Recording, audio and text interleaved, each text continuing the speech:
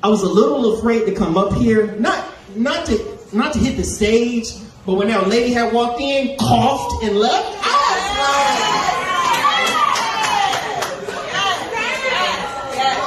I mean, stage 21, I appreciate the open door policy, but shit might have to change. That was,